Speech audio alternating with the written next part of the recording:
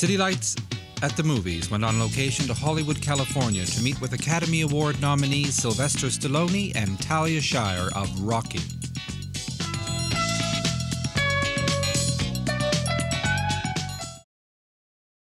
We are here in Hollywood, California with Sylvester Stallone. Can we establish the name? Is it Stallone? In the old country, yes. In America, they call it Stallone, as in Balone, as in Malone, as in whatever it was. But it's a silent E. You know, it's hard to believe, looking at you, looking at the movie and looking at you now, that you were once a boy who had rickets, and that if your parents hadn't had that gymnasium, Right. and you hadn't started working out, what did they buy a gymnasium? Was it one of the things your parents did? With my mother, she started a gymnasium called, quaintly, Barbella's. And I used to go down in Barbella's, and she was one of the first ones that had live exercise. Okay, girls, let's grab those flabby waists and all that type of thing and pick up that rear end and let's work out.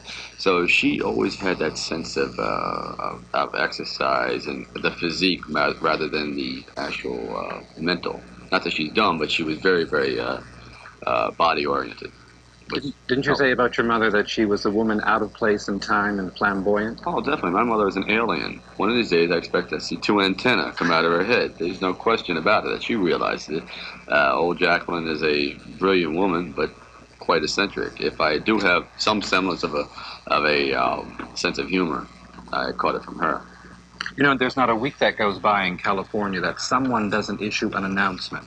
Dino De Laurentiis says, "I want Stallone for King of the Gypsies." Then we find out that somebody else is talking about the fact that you might be Superman for Ilya Salkind. And I just wonder, after all you've been through and all the film work you did, starting at things like Bananas and being Frank Nitti,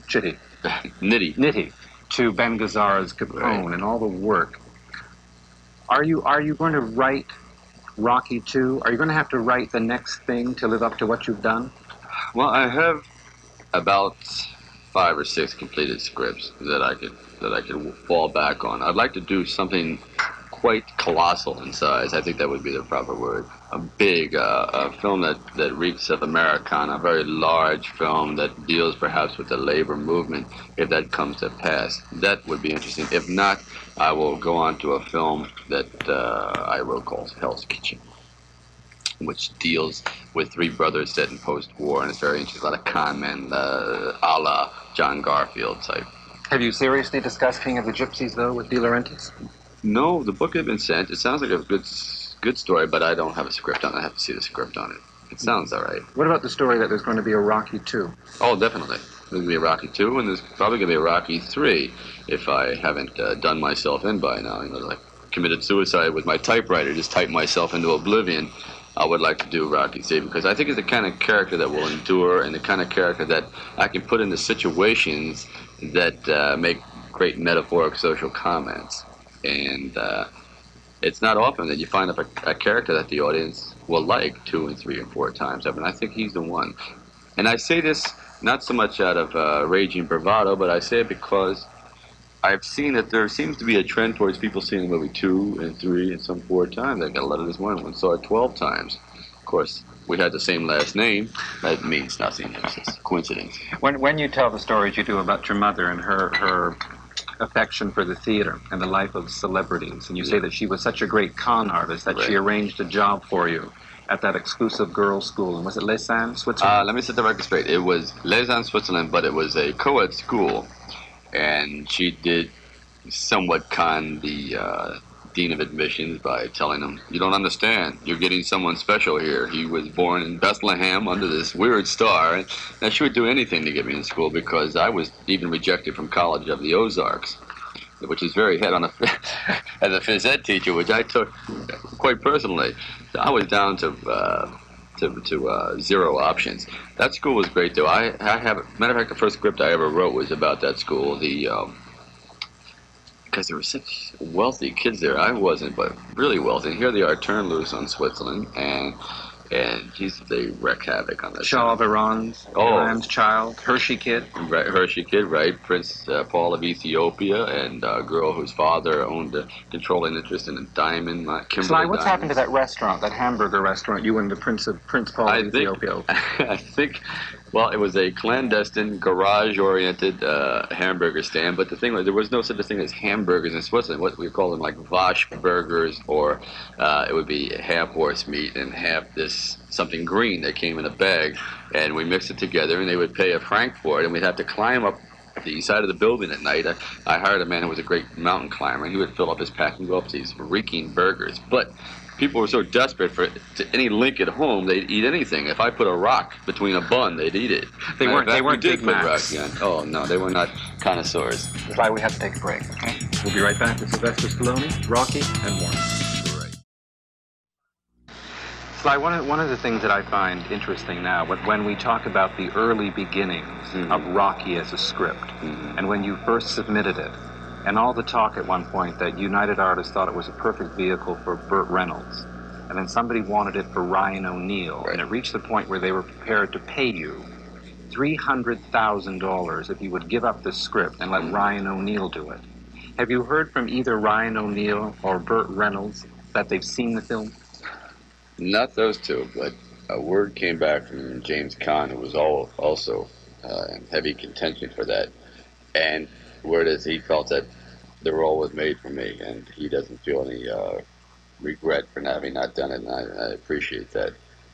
He sure would have liked to have done it, but well, it seems like it's somewhat tailored. I have a feeling that he made it for himself. He's right. So, and the money. The offering of the money never influenced me, never. If you haven't seen that kind of money, one hasn't been exposed to such opulence, influence, or whatever you want to call it, you don't miss it. I don't miss it. I was out there eating rat souffle, and it was okay. It didn't bother me at all. I mean, we lived a very simple life. All I wanted to do was get an opportunity. And if that opportunity cost me $300,000, it was well worth it. But, I think there's almost been too much written about you as a down-and-out kid. What about the period when your father actually made a lot of money with a chain of beauty parlors? You're right. That is totally blown out of proportion. Everyone likes to think of the trash can, struggling, battling youth, throwing away his brass knuckles, finding God, pulling his way out of the gutter, and going to... That's not way at all. I left Hell's Kitchen, New York, which we did live in poverty when I was 5, but by the time I was 7, we lived in Prince George County in Maryland, and it was definitely a middle-class existence. I mean, he did own a Cadillac, and he did own horses, and it was all well and good. Psychologically, it wasn't so good for me because I didn't have a flowing rapport with my parents. But materially, there was no comparison. I mean, I only wish everyone could have that. It was quite comfortable. Can you, at this point in your own career and the success and acclaim you've had, remember what it was that happened to you at that co-ed school in Switzerland when you played Biff in Death of the Salesman? In which way? How? Well, you said they needed a warm body. Right. That was breathing. Right. And I played Biff in Death of a Salesman, and all of a sudden something happened, and I said, hey, what happened? I was on stage, and I wasn't feeling nervous at all. I felt in control of the situation. And then there was a scene where I have to yell at my mother, and I throw this radio down. But I threw it, and it went through the backdrop, and half the stage fell down, you see. And all the technicians were back there with their girlfriends making out and eating hot dogs and potato chips and what it is, and everyone started laughing. But the drama that was happening on stage was so in control of the audience that it knocked them out of... Okay, now I'll go back to alone. So go ahead. Just keep going. I did knock them out of concentration, and I knew then that when the curtain opened for the bows and all that, and it was a standing ovation for the entire company, I said, this is what I was made to do, because this comes naturally. This comes easily to me. It wasn't something I had set out to do. It wasn't.